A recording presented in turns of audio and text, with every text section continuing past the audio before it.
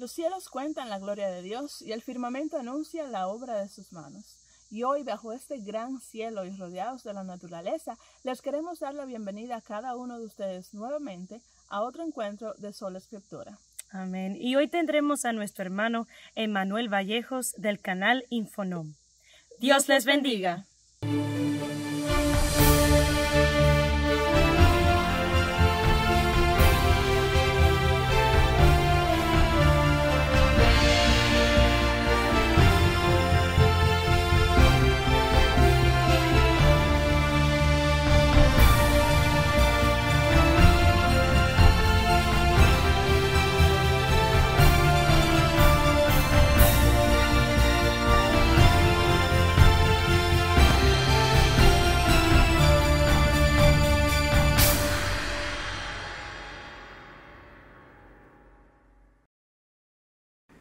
Que el Señor les bendiga. Muchas gracias, hermanos, por la invitación a participar de esta serie de charlas, de conferencias, de temas presentados en el canal del Clamor de Medianoche. En esta oportunidad quisiera hacer una breve reflexión sobre una de las promesas del Señor que muy pocas veces le damos la importancia que tiene. Y esta promesa del Señor tiene que ver con la terminación, con la finalización del pecado en el mundo, en el universo en realidad, ¿no?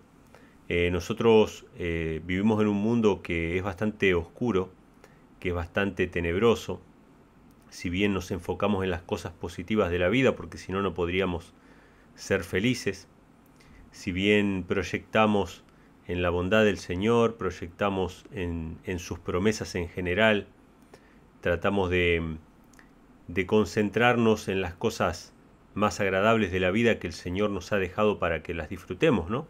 O sea, tenemos en nuestro mundo todavía vestigios del plan original del Señor, es decir, que tenemos la naturaleza, tenemos la creación, tenemos el amor que Dios ha puesto en nuestros corazones para disfrutar con nuestras familias, con nuestros amigos, tenemos las cosas buenas de la vida en las cuales obviamente nos centramos, pero no ignoramos de manera ingenua que existe maldad en el mundo, que existe sufrimiento, y muchas veces nos consolamos con muchas de las promesas del Señor, pero una de las que el Señor hace, y que no siempre la traemos a la mente porque pensamos que de alguna manera eso tiene alguna connotación negativa, pero no es así porque la Biblia lo presenta, tiene que ver con la destrucción final del pecado, con la destrucción final de los impíos, incluso de Satanás y de sus ángeles.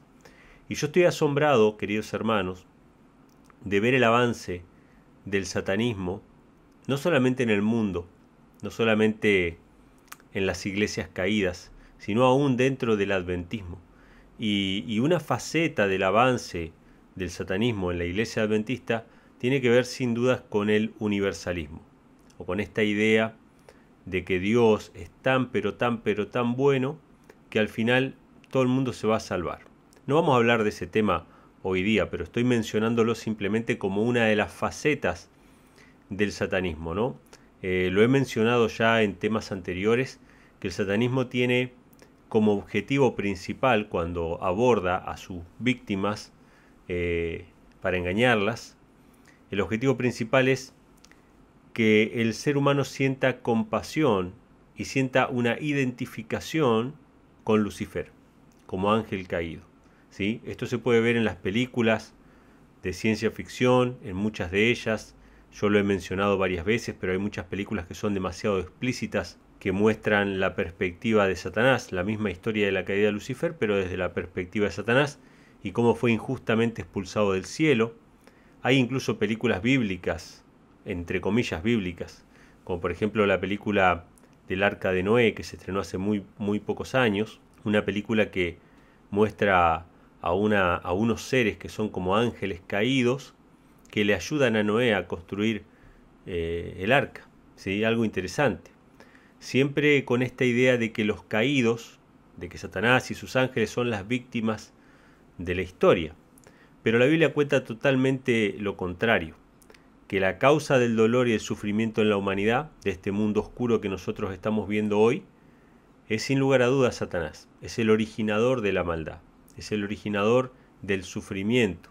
Y nosotros que arrastramos incluso sufrimiento por nuestros malos hábitos, por nuestras malas acciones, malas decisiones, etc., también nos hemos dejado utilizar en muchas ocasiones por Satanás para tomar malas decisiones, para traer sufrimiento a nuestra familia. Bueno, una infinidad de cosas, ¿no?, que acarreamos. Eso no implica de que no haya salvación, ¿no? O sea, Dios en su misericordia nos perdona, restaura nuestra vida, pero no tiene nada que ver con las consecuencias que arrastramos de nuestras malas decisiones. Es decir, Él nos puede dar el gozo de la salvación y el perdón, pero no por eso quitar absolutamente todas las consecuencias de nuestras malas acciones. Lo mismo le pasó al rey David, le pasó al rey Salomón, le pasó a muchos personajes bíblicos que, aunque se arrepintieron de sus pecados, las malas acciones lamentablemente continuaron su curso, trayéndoles dolor y sufrimiento. En el caso de David, con la muerte de sus hijos, con la apostasía de sus hijos. Bueno, en el caso de Salomón, con un montón de desgracia que trajo al reino. Bueno, innumerable cantidad de cosas, ¿no? Y el hastío de su vida en sus últimos años. Todo trajo su consecuencia, a pesar de que existe el perdón de los pecados y existe la restauración, y Dios quiere restaurarnos sin lugar a dudas.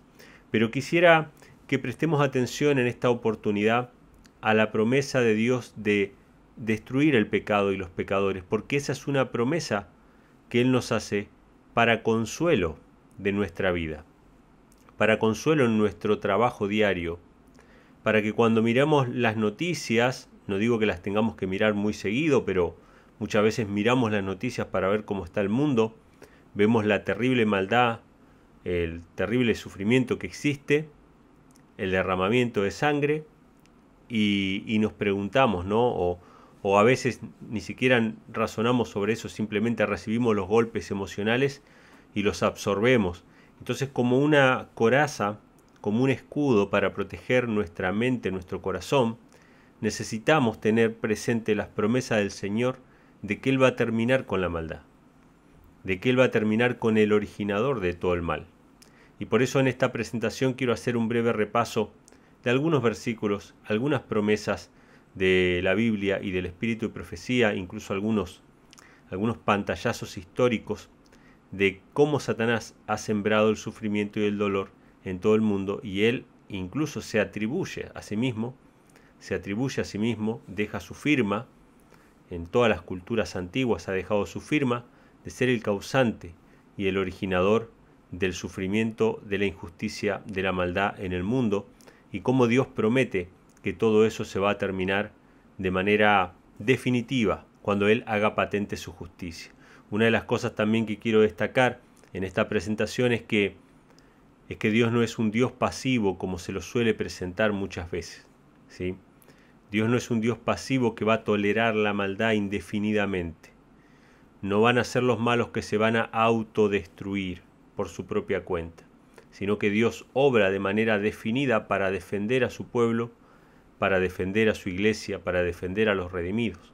Dios no es un Dios pasivo, ¿sí?, que deja simplemente que cada cosa siga su curso y que cada uno coseche sus consecuencias. No, Él impone el cumplimiento de las consecuencias del pecado. Él no puede imponernos a nosotros que le adoremos. Él nunca va a aceptar una adoración que es forzada. Eso lo dice la sierva del Señor en el libro del Camino a Cristo. Dios no puede aceptar una adoración que sea forzada de ninguna manera. Nunca va a recibir Él una honra que sea por obligación. Pero todos aquellos que decidan rechazar al dador de la vida, que es Dios, Dios va a cortarles en algún momento ese suministro de la vida, porque ellos mismos lo han rechazado y ellos mismos no podrían vivir eternamente, lo dice Elena G. White en el Camino a Cristo. No podrían vivir eternamente en un universo sin pecado, donde no puedan ejercer el pecado. Para ellos sería un tormento eterno, así lo dice. Y por lo tanto Dios, en un acto de justicia y misericordia, incluso misericordia para los perdidos, porque ese va a ser un acto de misericordia para los perdidos, Dios los va a destruir. Y esa destrucción de los impíos no solamente que es merecida, sino que también es un acto de misericordia en el sentido de que de que Dios no los puede forzar a vivir eternamente en un universo regido por la ley de amor, una ley a la que ellos desprecian con todo su corazón y con toda su alma. Esto es como si obligásemos a una persona que está habituada a fumar a estar en un lugar donde no se permite fumar por el resto de sus días. Esa persona se va a volver loca, y ni que hablar si hablamos de una persona dependiente de las drogas o lo que fuera. Esto es para dar un ejemplo sencillamente, ¿no? La persona que está habituada al pecado, si se la obligase a vivir en un universo sin pecado eternamente, sería para ellos un tormento eterno. Por lo tanto, la destrucción final de los impíos es ni más ni menos que un acto de misericordia de parte del Señor. Voy a compartir con ustedes una pequeña presentación para compartir algunos versículos, unas citas y algunos pantallazos históricos que creo que tienen mucho que ver con este tema. Bueno, lo que ustedes pueden ver ahora en pantalla es un grabado, es una ilustración de Gustavo Doré, basado en Isaías capítulo 27, versículo 1, que lo vamos a leer un poquito al final de la presentación, que muestra a Dios con su espada para castigar a la serpiente tortuosa, al leviatán, que aparece en la Biblia. El leviatán no es más ni menos que el dragón, la serpiente antigua que se llama Diablo y Satanás. Y vamos a ver cómo la Biblia y el Espíritu de Profecía nos muestran a Satanás como el originador del dolor y el sufrimiento, del derramamiento de sangre, de la transformación de las personas a imagen y semejanza de Satanás, así también lo dice la sierva del Señor, y la necesidad obviamente que existe de que este mal y este sufrimiento termine de una vez por todas. Voy a ir leyendo algunos versículos que ustedes nos pueden acompañar directamente desde la pantalla. El primer texto que aparece es Apocalipsis capítulo 12, versículos 3, versículos 7 al 9. Sí, estoy salteando, voy a saltear varios versículos de varios pasajes que vamos a leer para no hacerlo muy extenso. Pero en Apocalipsis 12 dice: fue vista otra señal en el cielo, y he aquí un gran dragón bermejo que tenía 7 cabezas y 10 cuernos, y en su cabeza 7 diademas. Vale mencionar, antes de seguir avanzando con la lectura, que Juan ve esta señal en el cielo, dice, ¿no? Y antes que esto había visto una señal que era la mujer vestida del sol con la luna debajo de sus pies y en su cabeza 12 estrellas. Y seguidamente a esto ve al dragón, ¿no? De 7 cabezas y 10 cuernos. En la astronomía antigua, que esto es algo que influye a todas las religiones de la antigüedad y a todas las culturas antiguas, había una constelación muy conocida que era llamada la Virgen, ¿sí? Que es lo que nosotros conocemos hoy como Virgo, ¿sí? Que esta era una constelación que representaba a una mujer virgen o pura, y muy cercana a esta constelación estaba la constelación de la serpiente, o también conocida como la constelación de Hidra, ¿sí? Entonces es muy llamativo esto de que Juan ve en el cielo estas señales, porque realmente existen constelaciones que tienen estos nombres o estas características, ¿no? Hay una serpiente realmente que es una de las constelaciones, o creo que es la constelación más larga que existe, y es reconocida por muchas culturas antiguas como el dragón, y para muchos es el dador de la vida, o es el que sostiene el mundo porque es la constelación más grande, ¿no? Pero quería dar este pequeño dato porque esto nos va a permitir entender también cómo a través de los cielos Dios planteó cuestiones que son espirituales, esta gran lucha entre la mujer, que es la iglesia, y Satanás, ¿sí? Que es el enemigo de Dios y de los hombres, pero como muchas culturas lo han desfigurado para poner a Satanás, que es la serpiente, como si fuera Dios en realidad, como si fuera el dador de la vida. Y al aceptar a Satanás como dador de la vida, obviamente se van transformando a la imagen de Satanás y van sembrando de dolor y sufrimiento este mundo que nosotros conocemos. Dice el versículo 7: y hubo una gran batalla en el cielo, Miguel y sus ángeles luchaban contra el dragón y sus ángeles, pero no prevalecieron, ni fue hallado ya lugar de ellos en el cielo. O sea, hubo una batalla, hubo una lucha real, una lucha tangible. Esto nos habla de la no pasividad de Dios. Dios no es pasivo, Dios interviene. Dios no podía permitir que Satanás continuara con esa rebelión, y Satanás fue expulsado del cielo. Hay discusiones acerca de cuándo fue esta batalla, tanto en el libro de Urias Smith de Daniel Apocalipsis como en la propia teología adventista. Algunos asignan este evento a la inmediata rebelión de Lucifer en el cielo, cuando él ni bien se rebeló, en ese mismo momento tuvo la batalla y fue expulsado, y otros asignan esta batalla a después de la crucifixión y la resurrección de Cristo y su ascensión al cielo, ¿sí? Porque nosotros podemos ver, por ejemplo, en la historia de Job, cómo Satanás se presenta en el cielo como representante de este mundo, con lo cual, al parecer, seguía asistiendo al cielo como uno de los hijos de Dios, entre comillas, ¿sí? Hasta que definitivamente fue expulsado cuando Cristo ganó la victoria en la cruz del Calvario. Pero más allá de esa discusión, pero es bueno mencionarlo para que ustedes lo sepan, dice que hubo una batalla y Satanás fue expulsado con sus ángeles del cielo, y el versículo 9 dice: fue lanzado fuera aquel gran dragón, la serpiente antigua, llamada Diablo y Satanás, el cual engaña a todo el mundo, fue arrojada en tierra, y sus ángeles fueron arrojados con él. Acá hay algo interesante que quiero destacar también. Para nosotros, en nuestra cultura por ahí más occidental, tenemos la idea de que la palabra dragón se refiere a un animal imaginario, a un animal mítico, y la palabra serpiente se refiere a un animal real que existe, que es una serpiente, una víbora, ¿sí? Una cobra, una cascabel, etc. Pero en el lenguaje oriental, sobre todo las culturas semíticas, la palabra serpiente y la palabra dragón son prácticamente intercambiables, ¿sí? La palabra dragón representa una serpiente, ¿sí? Entonces, cuando dice que había un dragón bermejo, un dragón rojo que tenía 7 cabezas, y después dice que es la serpiente antigua que se llama Diablo y Satanás, bien podríamos decir también que es una serpiente de 7 cabezas, ¿sí? Una serpiente de 7 cabezas o un dragón de 7 cabezas es exactamente lo mismo. Esto sin entrar en el tema de la existencia o no de los dragones, ¿sí? Yo personalmente creo que los dragones, como todos los animales que menciona la Biblia, han existido. Los dragones son ni más ni menos que esos animales que hoy son descubiertos fosilizados, que están extintos, que se extinguieron. Algunos de ellos todavía existen hoy, como los cocodrilos, ¿sí? Pero hay muchos reptiles gigantes que hoy llamamos dinosaurios, que antiguamente simplemente se los llamaba dragones, ¿sí? Que eran reptiles, eran similares o con características similares a los de un lagarto o una serpiente.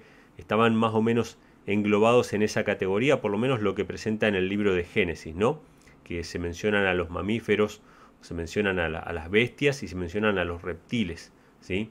Entonces, dentro de los reptiles están englobados ese tipo de animales.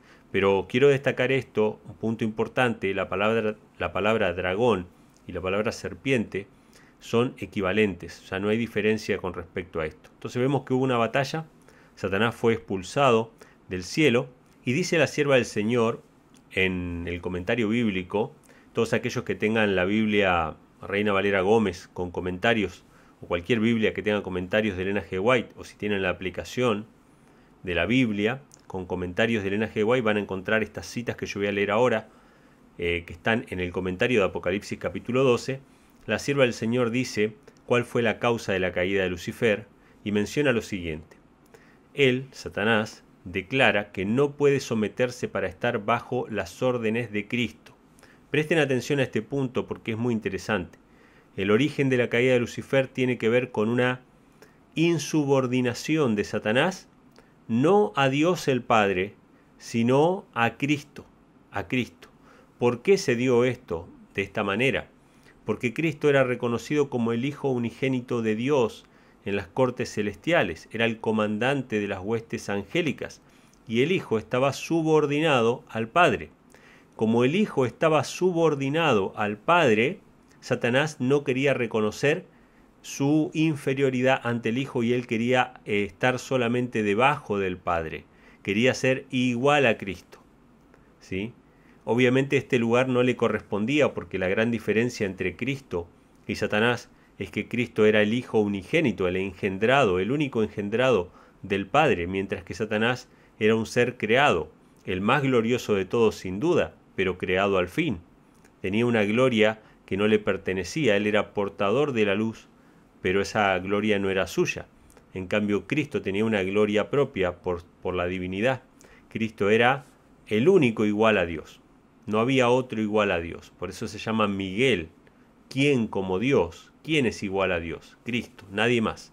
Es el único que es igual a Dios. Entonces Satanás declara que no puede someterse para estar bajo las órdenes de Cristo, que solo obedecerá las órdenes de Dios. Fíjense qué interesante esto. La rebelión de Lucifer no fue contra el Padre, la rebelión de Lucifer fue contra el Hijo. Él reconocía que el Padre estaba encima de él, pero lo que no reconocía era de que el Hijo estaba encima de él. Esto es muy importante, esto es tremendamente importante para comprender el papel que ocupaba Cristo.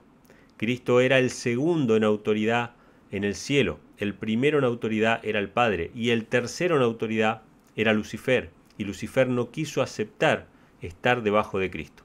Los ángeles buenos lloraron al oír las palabras de Satanás y al ver cómo desprecia seguir la dirección de Cristo, el supremo y amado comandante de los ángeles. Bueno, esto es parte del comentario de Elena G. de White. Igual voy a dejar la referencia al final de las citas para que ustedes la puedan buscar en el libro impreso del comentario bíblico tomo 7 de Elena G. de White.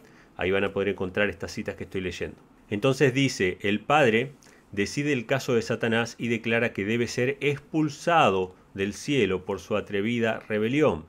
Fíjense esto, hermanos, el Padre no dice, bueno, como el pecado se autodestruye a sí mismo, vamos a dejar que sigan la ley de la vida, y entonces Satanás, como no va a soportar estar acá con nosotros, en algún momento se va a ir. El Padre no dice eso, el Padre dice que debe ser expulsado del cielo por su atrevida rebelión, y que todos los que se unieron con él en su rebelión deben ser expulsados con él. Esta es la batalla, ¿no?, que vimos en Apocalipsis 12. Dice, entonces hubo una guerra en el cielo. Cristo y sus ángeles lucharon contra Satanás y sus ángeles. Y escuchen lo que va a mencionar ahora. Tomen nota de esta expresión que usa Elena G. White. Pues estos estaban decididos a permanecer en el cielo con toda su rebelión. ¡Wow! Ellos no se querían ir de ahí. Ellos no era que decían, bueno, como no nos gusta este ambiente de santidad, nos vamos a ir solitos. No, no.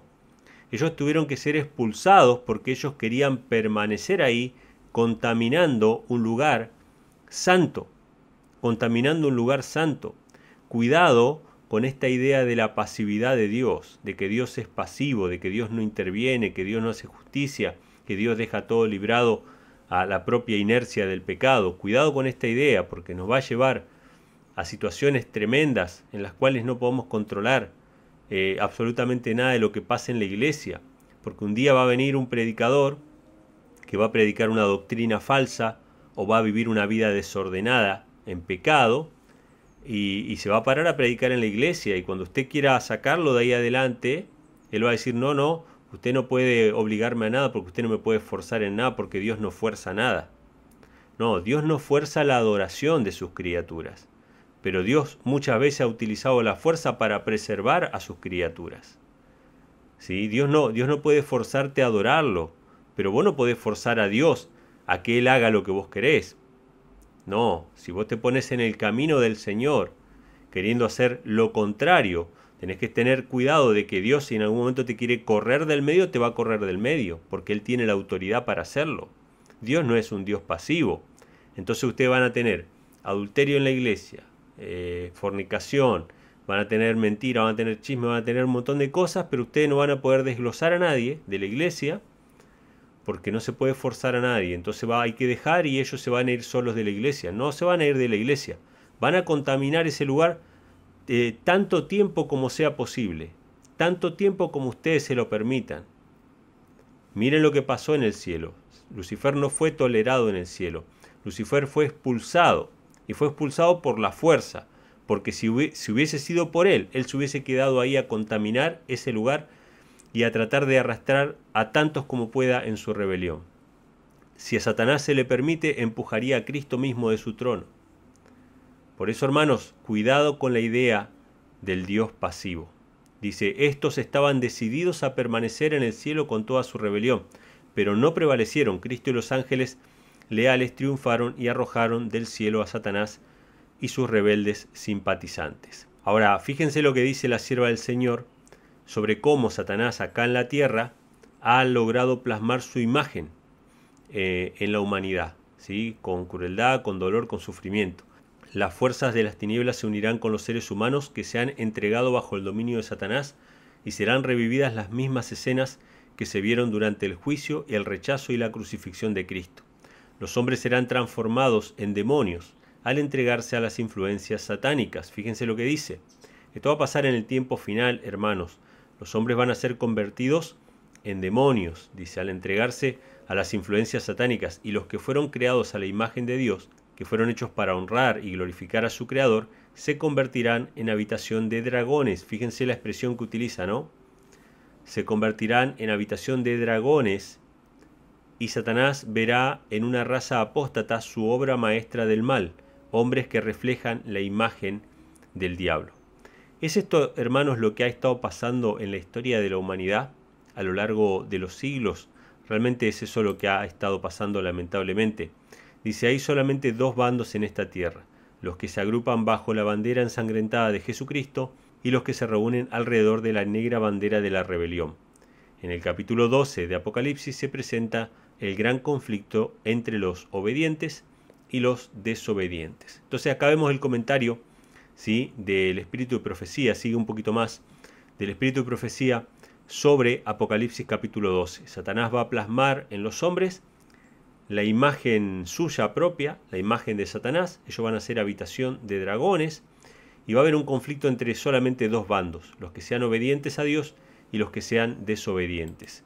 Entonces termina la cita diciendo, el gran conflicto que ahora se está llevando a cabo no es solamente una lucha del hombre contra el hombre. De un lado está el príncipe de la vida, actuando como sustituto y fiador del hombre, y del otro el príncipe de las tinieblas, con los ángeles caídos bajo su mando. Entonces vemos, hermanos, que esta lucha, esta batalla que estaba en el cielo se trasladó a la tierra, y ahora hay solamente dos bandos, los obedientes y los desobedientes. Los obedientes tienen a Cristo como sustituto y garante, como sacrificio por los pecados. Recuerden esta expresión que estoy haciendo ahora. Cristo es nuestro sacrificio por los pecados. No necesitamos ningún sacrificio porque Cristo dio su sangre por nosotros. No necesitamos justificarnos ni ante los hombres ni ante Dios porque Cristo nos justifica. Si nos aferramos por la fe a la muerte de Cristo, no necesitamos ningún sacrificio, no necesitamos demostrarle nada a nadie, no necesitamos competir con nadie, solamente tenemos que creer que hemos sido amados al punto tal de que Dios entregó a su Hijo por nosotros. En cambio, los impíos, que son del grupo de los desobedientes, que son los que han sembrado la destrucción y el sufrimiento en este mundo a lo largo de los siglos, ellos necesitan sacrificio, necesitan sangre, y por eso se derrama tanta sangre en la historia de la humanidad, hasta nuestros días. Y esto va a ser así hasta que Dios intervenga de manera definitiva para terminar con el pecado. Y debemos glorificar a Dios por eso. Leía justamente esta mañana unos salmos, ¿no? Salmos de alabanza al Señor. Y cómo estos salmos glorifican a Dios porque Él destruyó a reyes, dice. Porque Él mató los primogénitos. Porque Él intervino para humillar a aquellos que eran crueles, ¿no? Los reyes que eran crueles, que esclavizaban a las personas. Y Dios es alabado por esas cosas. ¿Por qué es alabado por esas cosas? Porque David o el que escribió los salmos era una persona violenta, con un espíritu violento o algo así. No, simplemente porque Dios estaba terminando con la crueldad, Dios estaba terminando con la maldad, con el sufrimiento.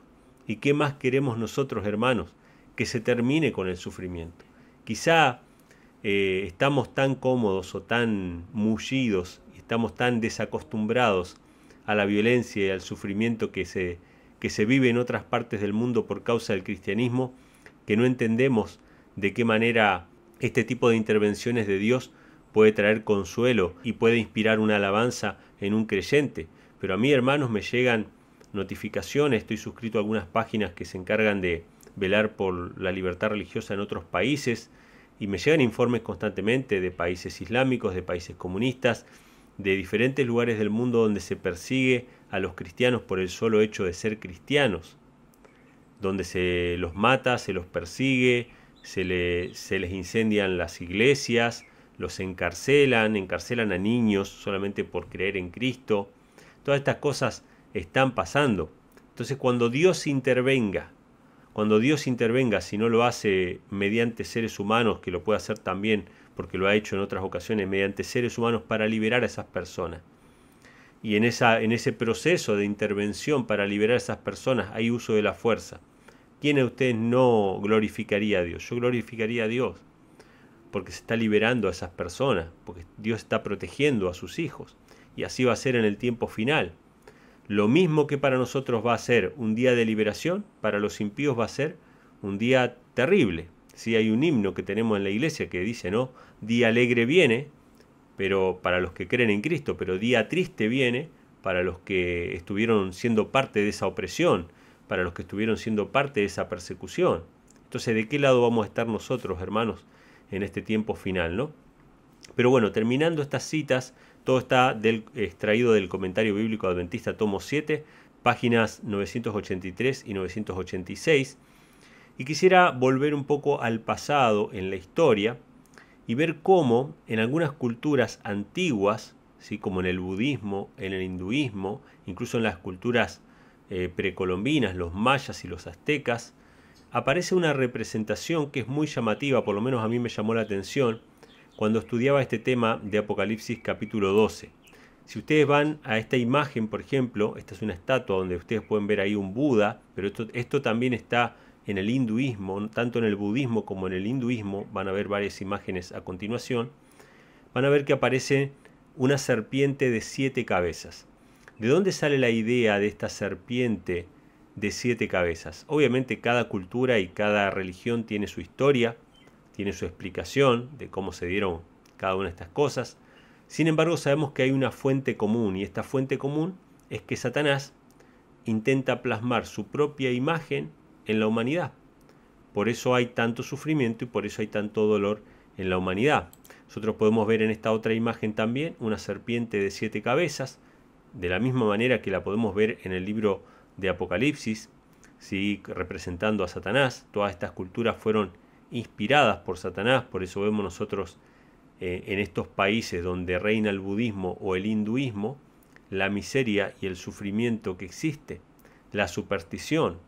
Un país que tiene su gente muriéndose de hambre, donde no se pueden comer una res, porque supuestamente esas reses son sagradas, esas vacas son sagradas.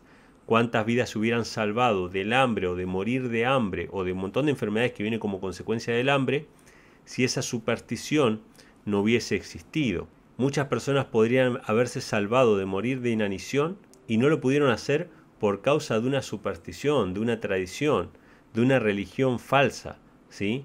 Hay otras costumbres también en la India, como por ejemplo ir a bañarse al río Ganges, ¿sí? Que es un río supuestamente sagrado, pero en el mismo río se echan los cadáveres. Entonces hay una serie de enfermedades también producidas por causa de esas costumbres. Todos los países, hermanos, que han dejado de lado la Biblia, la palabra del Señor, que han rechazado el Evangelio del Señor, que son países gobernados bajo una cultura y bajo una religión pagana, que es de Satanás, como ustedes pueden ver en esa imagen, tienen dolor, sufrimiento y miseria a un extremo mucho más grande que los países cristianos, entre comillas, ¿no? Porque los países cristianos, estamos hablando de que usan ciertos principios cristianos. Esos ciertos principios cristianos, como por ejemplo la libertad religiosa, que tiene Estados Unidos, que tiene Inglaterra y todas sus colonias, las colonias que fueron colonias británicas como Australia, Nueva Zelanda, Canadá, todos estos países tienen los principios, o les quedan todavía principios de libertad de conciencia, y por lo tanto ustedes no van a ver persecuciones religiosas. Pero vayan a la India, vayan a China, vayan a países árabes, musulmanes, a ver si hay libertad religiosa, a ver si hay un avance de la tecnología, de la ciencia, etcétera, como para brindarle una mejor calidad de vida a sus ciudadanos. Y ustedes van a ver que no hay, ¿sí? ¿Por qué? Porque reina obviamente Satanás. Acá tenemos otra imagen también. Todas estas imágenes son de la religión hindú y de la religión budista, ¿sí? Son todas imágenes de serpientes de 7 cabezas, como ustedes pueden ver. Y en esta ocasión, en esta imagen, ustedes pueden ver también una representación de un dios de 7 cabezas, pero en este caso vamos a ver que no está en la India, que no pertenece a la religión budista ni hinduista, sino que es un petroglifo que fue datado en 5.000 años de antigüedad. No sabemos en realidad cuánta antigüedad tiene, pero supongamos que son 5.000 años de antigüedad, que fue encontrado en Siberia con inscripciones rúnicas. Y ustedes van a ver ahí también a un dios de 7 cabezas, que muy probablemente, yo no lo sé, pero muy probablemente pueda representar también al mismo Satanás, que ha sido el dios de este mundo en casi todas las culturas antiguas desde que el hombre ha caído en pecado. Acá tenemos otra representación, en este caso de una diosa hindú, y también tiene 7 serpientes o una serpiente de 7 cabezas que asoma por detrás. Así que vemos que todo está plagado con esa misma simbología. Pero hace poco tiempo tuve la oportunidad de estar en el Museo de Antropología y de Historia de México, en Ciudad de México, y me llamó la atención una imagen esculpida en piedra que estaba en ese museo, que tenía a un ser o una persona que de su cabeza salían 7 cabezas de serpientes o 7 serpientes entrelazadas, como ustedes pueden ver ahí. Pude tomarme una fotografía en ese lugar. Después, investigando un poco, se me explicó que esto tiene que ver con el juego de pelota que se hace que se hacía en México por las culturas mayas y aztecas. Y tuve la oportunidad también de estar en una cancha de pelota en otra ocasión que estuve en México, y pude sacar también unas fotografías que se las voy a mencionar ahora. Pero tomen nota ustedes, hermanos, voy a volver atrás un poco con la presentación. Tomen nota ustedes de la imagen. Una persona a la cual le salen 7 cabezas de serpientes en México. También en la India, en Siberia, en diferentes culturas antiguas, aparece esta serpiente de 7 cabezas, como lo dice el libro de Apocalipsis, en Apocalipsis capítulo 12, hablando de la serpiente antigua que se llama el diablo y Satanás. Y nosotros lo podemos ver en cada una de las culturas antiguas, este símbolo que representa al Dios de este mundo. Y el Dios de este mundo obviamente es un Dios cruel, que requiere sangre para el perdón de los pecados. Lo vamos a ver ahora un poquito más adelante, pero como les decía, esta imagen está relacionada con el juego de pelota, o apareció en varias canchas de donde se jugaba este deporte. Sí que era un deporte en el cual había derramamiento de sangre. Se supone que los que perdían a este juego eran sacrificados. Acá me pude sacar una fotografía en una de las canchas mejor preservadas de México. Esto fue en Yucatán, o en el castillo de Kukulcán, conocida también como la pirámide de Chichén Itzá. Y ustedes pueden ver ahí esta cancha del juego de pelota con el aro allá arriba, donde había que meter la bola. ¿Sí? En estos juegos no se conocen muy bien las reglas, no se sabe muy bien los detalles acerca de este juego de pelota, pero sí se sabe que se hacían sacrificios. Y esta imagen que yo les mencionaba anteriormente, se supone que es un jugador de pelota al cual fue decapitado por perder un juego, y en esa decapitación, ese derramamiento de sangre traía fertilidad o traía vida, y esa vida estaba representada por esas 7 serpientes que salían de la herida, ¿no? Y bueno, en esta cancha de juego de pelota, ustedes van a ver detrás mío que también hay unas inscripciones y unos tallados en la piedra en la parte de abajo. Cuando ustedes se acercan van a ver el mismo dibujo, que es el hombre decapitado. Lo que ustedes ven en la parte inferior izquierda, como una pelota, es la cabeza del decapitado con una calavera, y que salen las cabezas de serpiente de la herida de la misma manera. Así que vemos acá también el mismo simbolismo de las serpientes de 7 cabezas, relacionado con lo que les mencionábamos hace un rato. Hace un ratito mencionábamos que hay 2 bandos. Está Satanás, que es la serpiente antigua, el dragón de 7 cabezas que fue expulsado a la tierra, con todos los desobedientes. Y está Cristo por el otro lado, que es el sacrificio perfecto, con todos los obedientes. Los obedientes no necesitan un sacrificio porque tienen el sacrificio de Cristo. No necesitan demostrarle nada a nadie, no necesitan conquistar a nadie, pero los impíos, los que son adoradores de Satanás, necesitan constantemente satisfacer la ira de este supuesto Dios, del Dios de este mundo que es Satanás. Y ustedes pueden ver que en el juego de pelota, y bueno, en la cultura maya y en la cultura azteca, se hacían sacrificios humanos, como en otras partes del mundo también, ¿sí? Pero llama mucho la atención que se representa con el dragón de 7 cabezas también en este caso. Ustedes pueden ver, innumerable cantidad de documentales, artículos, buscar información al respecto.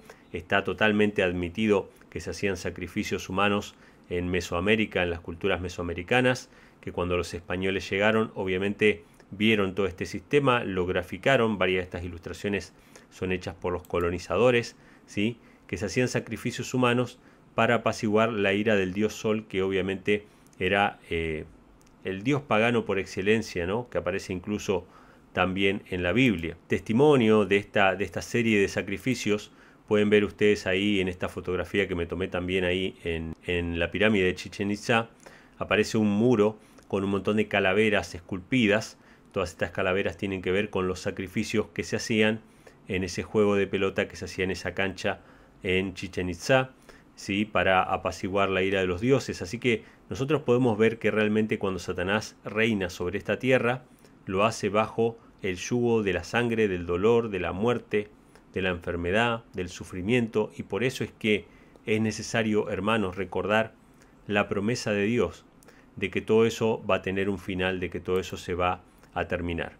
La Iglesia Católica también fue representada, como ustedes pueden ver en esta imagen, con una serpiente de 7 cabezas. Esta es una imagen medieval o renacentista, podría decirse, ¿sí?, de la época de la Reforma Protestante, donde se representa también al Papa con sus sacerdotes, con sus órdenes religiosas, como una serpiente de 7 cabezas, y no es para menos porque la Iglesia Católica en el viejo mundo hacía tantos sacrificios, quizá casi tantos sacrificios como los mayas y los aztecas en el Nuevo Mundo. Si nosotros sabemos la historia, todos aquellos que hayan leído el libro El conflicto de los siglos, siempre que puedo y tengo la oportunidad, recomiendo a todos aquellos que puedan, compren el libro El conflicto de los siglos, consíganlo.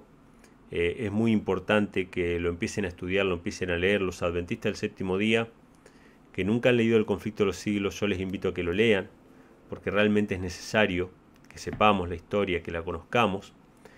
Podemos ver, está registrada esta historia de los mártires que entregaron su vida por causa del Evangelio, y muchas otras personas también inocentes que fueron muertas solamente porque no se sometían a la autoridad moral que había en aquella época, que era la Iglesia Católica, que era el Papa. O sea que toda esta barbarie que se vivió en el viejo mundo, en España sobre todo, y bueno, en los reinos católicos en general, pero sobre todo en España, donde surgió el Tribunal de la Inquisición, ¿sí?, donde surgió la Orden de los Jesuitas, todas estas barbaridades después llegaron al Nuevo Mundo, y estuvo este encuentro, ¿no?, entre españoles y los imperios que existían acá en América. ¿Y qué fue lo que sucedió? Básicamente Dios entregó en manos de sus enemigos a las culturas que existían aquí, que incluso fueron conquistadas y fueron derribados esos imperios como los mayas y los aztecas, incluso los incas, fueron todos sojuzgados, incluso con ayuda de aquellos que eran oprimidos por esos imperios, es decir, por propios indígenas que participaron en la destrucción de esos imperios. O sea que fueron castigados siendo entregados en manos de otra nación, en este caso de los españoles, de los portugueses, de los ingleses que vinieron al Nuevo Mundo y tomaron posesión de esta tierra, ¿no? Pero bueno, fue algo muy similar a lo que pasaba en la antigüedad, lo que la Biblia registra, de cómo una nación llegaba al colmo de su maldad, entonces Dios la entregaba en manos de otra nación que la sojuzgara, por más que esa otra nación no fuera santa, ¿no? La entregaba en manos de otra nación para que la conquistara, y de esa manera se castigaba la maldad. Y le pasó a Jerusalén también. Cuando Jerusalén rechazó a Cristo, fueron entregadas en manos de sus enemigos, de los romanos, y Jerusalén fue destruida, sí, fueron dispersados los pocos judíos que quedaban. Así que vemos, hermanos, que nosotros tenemos un sacrificio que fue el sacrificio perfecto. La Iglesia Católica en España, en Europa, sacrificaba a los herejes, sacrificaba a las personas que consideraba que eran peligrosas, las mataba en la hoguera. Aquí en América también se sacrificaban a personas, corría sangre constantemente. Sin embargo, para los hijos de Dios, para aquellos que amamos a Dios, que hemos sido salvados por Él, tenemos solamente un sacrificio al cual nos aferramos por la fe. Así como los antiguos también, ¿no?, antes de que venga Cristo, se aferraban por la fe al sacrificio de Cristo, al sacrificio del Hijo de Dios. Nosotros miramos por la fe a Jesucristo. no salimos a matar a nadie, no tenemos que matar a nadie, no tenemos que vengarnos de nadie, sino que solamente miramos a Cristo, porque Cristo es nuestro sacrificio. Él es el que interviene por nosotros. Él es el que hace la obra de liberación en nosotros. Él es el que va a dar por finalizado esta historia de dolor y sufrimiento de este mundo. Quisiera ir directamente a las promesas del Señor que nos hablan acerca de esta liberación del sufrimiento, del dolor y del pecado, del cual la Biblia nos habla. Apocalipsis capítulo 20, versículos del 1 al 3 dice: Vi un ángel descender del cielo que tenía la llave del abismo y una cadena grande en su mano, y prendió al dragón, aquella serpiente antigua, que es el diablo y Satanás, nuevamente el dragón, la serpiente antigua, y lo ató por 1000 años. Dice que fue atado por 1000 años. Sabemos que esa atadura tiene que ver con la desolación de la tierra, ¿sí? La tierra va a ser desolada por 1000 años, porque todos los impíos van a morir a la venida de Cristo. Sabemos que el milenio comienza con la venida de Cristo, y los justos van a ser llevados al cielo para reinar con Cristo durante 1000 años. Por lo tanto, esta tierra va a quedar desolada y vacía, y durante esos 1000 años Satanás va a estar atado. Dice, lo arrojó al abismo, lo encerró y puso sellos sobre él para que no engañase más a las naciones hasta que los 1000 años fuesen cumplidos. Y después de esto es necesario que sea desatado un poco de tiempo. ¿Por qué es necesario que sea desatado un poco de tiempo? Esta es una pregunta interesante. ¿Por qué será que Satanás va a ser desatado de nuevo? ¿Por qué es necesario? ¿Por qué Dios no lo destruye ya de una vez y para siempre? ¿Por qué tienen que pasar 1000 años y ser nuevamente desatado? Fíjense lo que dice Apocalipsis 20, versículos del 7 al 10. Cuando los 1000 años fueron cumplidos, Satanás será suelto de su prisión y saldrá para engañar a las naciones que están sobre los 4 ángulos de la tierra, a Gog y a Magog, a fin de reunirlos para la batalla, el número de los cuales es como la arena del mar, y subieron sobre la anchura de la tierra, y rodearon el campamento de los santos y la ciudad amada. Y de Dios descendió fuego del cielo y los devoró, y el diablo que los engañaba fue lanzado en el lago de fuego y azufre, donde está la bestia y el falso profeta, y serán atormentados día y noche por siempre jamás. ¿Por qué? Vuelvo a hacer la pregunta. ¿Por qué Satanás es atado 1000 años y liberado al fin de los 1000 años? Sabemos que al fin de los 1000 años los muertos que murieron sin Cristo no volvieron a vivir hasta que pasaron los 1000 años, o sea, resucitan después de los 1000 años. ¿Por qué Satanás es suelto? Para que todo el universo vea, para que todos vean, que no importa la cantidad de tiempo que se le dé, porque hay quienes van a decir, no, pero si se le da el tiempo suficiente, ellos van a cambiar. No importa la cantidad de tiempo que se les dé, aunque pasen 1000 años, Satanás va a volver a engañar a las naciones, y esas naciones van a volver a ser engañadas. Esos 1000 años son necesarios para que se vea que ya el corazón no puede cambiar, que han llegado a un punto en el cual no se pueden arrepentir, y que no quede duda en la mente de ningún ser creado de que los actos de Dios de destruir a los impíos son justos y misericordiosos, que el amor de Dios se manifiesta en la destrucción de los impíos al final de los 1000 años. Dice la palabra que de Dios desciende fuego y los consume. Es verdad, hermanos, que hay una lucha previa a esto. Satanás pareciera tomar, después léanlo si quieren, no nos va a dar el tiempo ahora para leerlo, pero en el conflicto de los siglos, en el último capítulo, se menciona, ¿no?, que Satanás es como que toma una forma como humana, ¿sí?, y es perseguido por las naciones, por los que fueron engañados.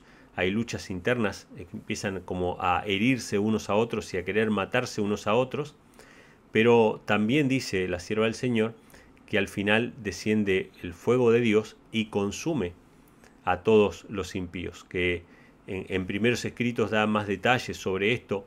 Menciona que ese fuego que los destruye empieza a consumirlos, pero no todos mueren al mismo tiempo, no todos son consumidos de la misma manera, sino que algunos tardan más en consumirse y otros tardan menos, de acuerdo a la cantidad de pecados que tienen. Y dice también en primeros escritos que Satanás es el último que va a morir, ¿sí? Por eso sabemos que esas luchas internas o esas luchas previas al fuego del cielo no terminan matando a Satanás, porque Satanás es el último en morir, según lo que dice la sierva del Señor, ¿sí? Si Satanás fuera muerto por alguno de los impíos que resucitaron, entonces Satanás no sería el último en morir, sería uno de los primeros en morir. Pero la sierva del Señor dice que Satanás va a ser el último en morir. El fuego ese que va a consumir a los impíos, dice que por más que se estén consumiendo, esas personas van a estar conscientes, van a estar despiertas, van a sufrir durante ese tiempo. Y el último en morir, el último, digamos, en terminar de sufrir, va a ser Satanás, ¿sí? Esa va a ser la destrucción final. A partir de ahí ya no hay más tormento eterno, no hay más conciencia, no hay más vida eterna para los impíos. Cada uno va a ser destruido y va a recibir el pago, dice, conforme a sus obras, conforme a la cantidad de pecados. Y esto tiene lógica porque ¿por qué Satanás quiere llevarse a tantos como pueda? Porque cuantas más personas se lleve, menor va a ser el tiempo de sufrimiento de Satanás. Si todos los redimidos van a poner sus pecados sobre Cristo y Cristo los va a depositar sobre Satanás. Y el pecado es el combustible, digamos, que va a mantener más tiempo el fuego prendido. Y por lo tanto, Satanás, sabiendo que él va a ser destruido, cuantas más personas se lleve con él, cada uno va a tener que sufrir el tiempo por sus propios pecados, ¿sí? Así que tiene sentido esta lucha que está teniendo Satanás para llevarse a tantos como pueda. Y ahora sí llegamos a la promesa de Isaías capítulo 27, que fue lo primero que mencioné en esta presentación, que habla acerca de la destrucción de esta serpiente de 7 cabezas. Estas 7 cabezas se ha interpretado de muchas maneras, como los imperios mundiales o los reinos que han combatido contra Dios: Asiria, Egipto, Babilonia, Medo-Persia, Grecia, Roma, y el cuerno pequeño que es la Iglesia Católica. Son todos reinos que han combatido contra el pueblo de Dios. Lo han interpretado de esa manera. También se puede interpretar como que las 7 cabezas tienen que ver con el dominio de prácticamente todo el mundo, ¿sí? Pero sea cual fuere la interpretación, representa el poder de Satanás guerreando contra Dios, guerreando contra su pueblo, trayendo sufrimiento, trayendo dolor y muerte. E Isaías nos dice en el capítulo 27, en aquel día Jehová castigará con su espada dura, grande y fuerte al Leviatán, serpiente furtiva, y al Leviatán, serpiente tortuosa, y matará al dragón que está en el mar. Sin duda, el dragón representa todo lo malo de este mundo, representa todo el sufrimiento de este mundo, representa la muerte, la enfermedad, la mentira, el egoísmo, ¿sí? El engaño, bueno, todas las cosas malas de este mundo representadas en un monstruo marino, ¿sí? Que en diferentes culturas ha existido siempre este monstruo marino, como por ejemplo en la cultura griega, que aparece como hidra, ¿sí? Y en otras culturas aparece como un dragón. Este monstruo marino, o este monstruo que representa todo lo malo, va a ser destruido por Dios. Dios va a destruirlo para siempre. Esa es la promesa que Él nos tiene. Pero fíjense lo que aclara el Señor, para que veamos que Él no actúa por instintos humanos, que la ira de Dios no es la ira del hombre, que Dios tiene una ira santa, que su ira tiene que ver con justicia, tiene que ver con lo que demanda su ley, que es su carácter, para mantener la armonía en el universo. Dice, no hay enojo en mí. ¿Quién pondrá contra mí en batalla espinos y cardos? ¿Sí? Como un guerrero, ¿sí? un caballero, un soldado con su armadura, con su espada, acostumbrado a la batalla, va a ser frenado por cardos o por espinos. Eso no existe. No hay forma de frenar la justicia divina. ¿Quién pondrá contra mí en batalla espinos y cardos? Yo los hollaré, o sea, los pisaré, los quemaré juntamente. ¿O forzará alguno mi fortaleza? O sea, Dios nos está diciendo, hermanos, que podemos confiar en que Él va a hacer justicia, de que Él va a poner las cosas en orden, de que a Él no le amedrienta lo que a nosotros nos da miedo, de que a Él no le preocupa lo que a nosotros nos preocupa, que podemos confiar en los brazos de este Dios todopoderoso, que no solamente es todopoderoso, sino que es justo y misericordioso, que Él va a hacer prevalecer su justicia, que para Él no existe la impunidad, que para Él no existe el olvido, ¿sí? Sino que Él tiene todo registrado, como dice la palabra, en sus libros. Entonces dice, ¿o forzará a alguien mi fortaleza? Haga conmigo paz, sí, haga paz conmigo. Hermanos, nosotros tenemos la oportunidad hoy de hacer paz con el Señor y de poder confiar en cada una de sus promesas. De esta manera pues será expiada la iniquidad de Jacob, y este será todo el fruto, la remoción de sus pecados. Nosotros podemos pedirle al Señor que limpie nuestros pecados para estar en paz con Él. Cuando Él haga todas las piedras del altar como piedras de cal desmenuzadas, y ya no sean levantadas las estatuas de acera ni las imágenes del dios Sol. ¿Vieron todas esas estatuas que vimos de la serpiente 7 cabezas? Todos los altares, todas las piedras magníficas, todo va a ser desmenuzado como piedras de cal. Yo no sé si ustedes vieron alguna vez las piedras de cal, son blandas, se rompen, se desmenuzan, se pueden aplastar, de hecho de ahí sacan la cal para la construcción, la hacen polvo, la pulverizan. Bueno, así va a ser pulverizado todo ídolo dedicado a Satanás, el dios de este mundo. Todo eso va a ser destruido, ¿sí? Y Dios va a redimir los pecados de su pueblo. Hagamos paz, mis hermanos, con el Señor. Y termina diciendo: acontecerá en aquel día que trillará Jehová desde la corriente del río hasta el torrente de Egipto, y vosotros, hijos de Israel, seréis reunidos a uno. Acontecerá también en aquel día que se tocará con gran trompeta, y vendrán los que habían sido esparcidos en la tierra de Asiria, y los que habían sido echados en tierra de Egipto, y adorarán a Jehová en el monte santo en Jerusalén. Aquí termina la promesa del Señor de liberar esta tierra, de terminar con el pecado, terminar con el sufrimiento y el dolor para siempre. Yo personalmente tengo que decirles, hermanos, que la verdad es que no tenía bien claro qué compartir con ustedes, pero a lo largo del tiempo, a lo largo de los años en este ministerio, he visto muchos engaños. Lo meditaba esta mañana, ¿no? He visto muchos engaños, muchas personas abrazar mentiras, abrazar falsas doctrinas, caer en los errores más locos que ustedes se puedan imaginar. Después he visto gente quemar libros del Espíritu y Profecía, he visto gente rechazar partes de la Biblia, he visto gente directamente irse al mundo, he visto a otros seguir una vida doble de manera descarada, sin preocuparse por eso y llamarse a sí mismos ministros del Evangelio. He visto muchas cosas, hermanos, y estoy viendo hoy día también el avance del satanismo en la iglesia adventista, en el cristianismo, y por eso es tan importante para mí poder refrescar estas promesas del Señor. Estas son promesas del Señor. Los 144.000 van a cantar el cántico de Moisés y del Cordero. Después búsquenlo ustedes tranquilos en sus Biblias, el cántico de Moisés en Apocalipsis y también en el libro del Éxodo. Y el cántico de Moisés tiene que ver con la victoria de Dios contra sus enemigos, con la victoria y los milagros y los prodigios que hizo Dios contra el faraón que oprimía al pueblo. Ese es el cántico de Moisés que tuvo él. Y nosotros vamos a cantar el cántico de Moisés y del Cordero, porque va a ser Miguel y sus ángeles que van a terminar destruyendo a Satanás y sus ángeles en esa batalla final. Hoy todavía existe el mal, hoy todavía existe el sufrimiento, pero confiemos en el Señor, hagamos la paz con Él, confiemos en su poder y su fortaleza. A Él no le preocupa lo que a nosotros nos preocupa. Él tiene todo bajo control. Pongámonos del lado del Señor, consagrémonos a Él con todas nuestras fuerzas y luchemos esta batalla por la fe en Cristo, nuestro único y verdadero sacrificio. Quiero mandarle un gran abrazo, un gran saludo a los hermanos de Clamor de Medianoche. Gracias por la invitación para participar de esta serie de charlas. Un gran abrazo a los hermanos que están viendo este video o esta transmisión. Y bueno, que Dios los bendiga y será hasta otro encuentro. Después de un mensaje tan poderoso, quiero desearle a cada uno de ustedes un feliz sábado y bonito día. Maranata.